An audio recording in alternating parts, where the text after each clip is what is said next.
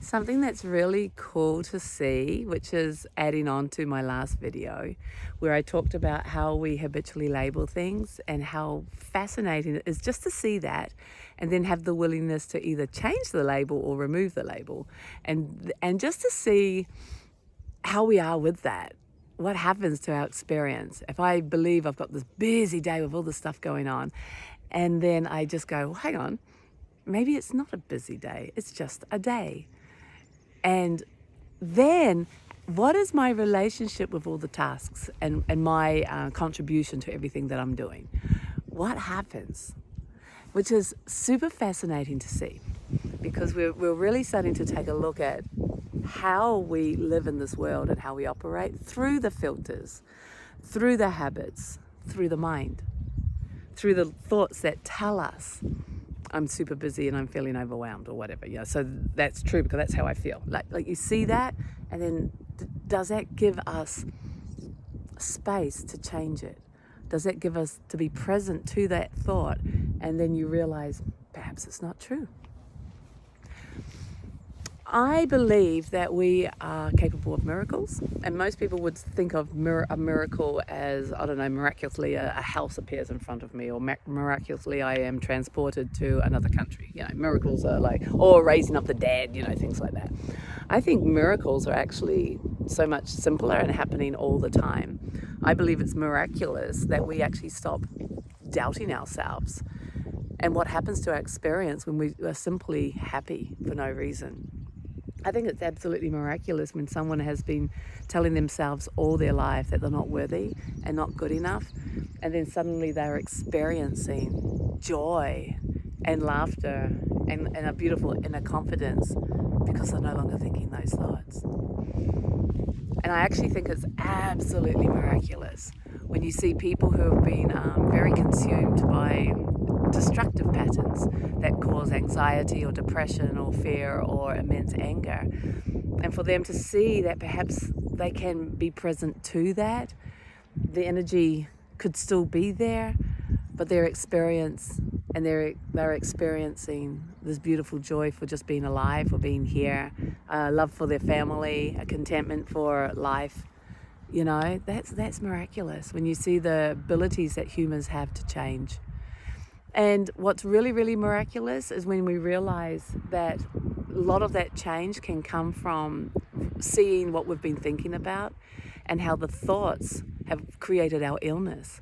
We've been thinking ourselves sick, thinking ourselves over and over again about how something might happen to me, so I live in fear constantly.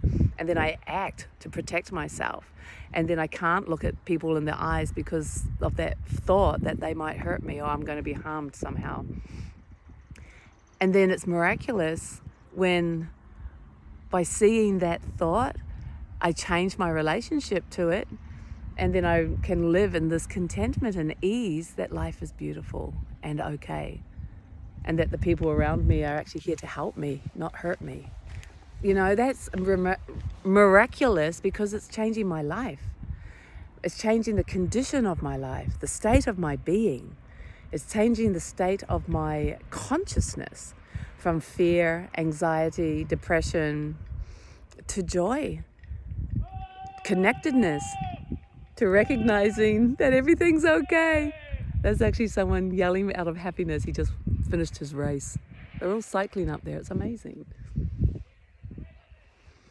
It's absolutely miraculous to see the strength of the human and watch the transformation in ourselves personally, but definitely in those around us.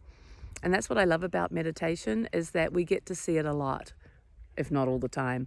That people come to meditation because they want to change something, and then they apply the work to themselves because you start to see it's the mind, which is where meditation's focusing.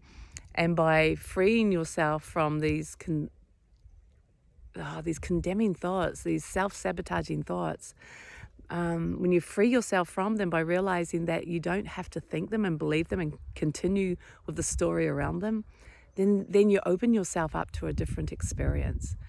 It's pretty basic, really. It's like if you If you want to turn the light on, turn the light on. And then where does the darkness goes? It just goes because the light is there. It's filled up the room. And then you realize the darkness wasn't actually a real thing. It was just a state. There was a lack of light, right? The lack of light is what we call darkness. But you move the light on or off, and your experience of your world keeps changing. The same with your mind. What you're thinking about, fear and anxiety doesn't actually exist until we create it. We make ourselves feel a certain way and we call it things and we create the story around it. But it's a removal of love, or it's an absence of love. You bring back being present and being connected to this moment, and fear doesn't have room, it doesn't exist. So it's fascinating to actually explore this for yourself and have your own experience of what that means to you. Because otherwise you'll just fight me and say, it's not true, I feel fear all the time. But play with it for yourself and see what happens for you. And that's the greatest advice I could give you. It's got to be your experience.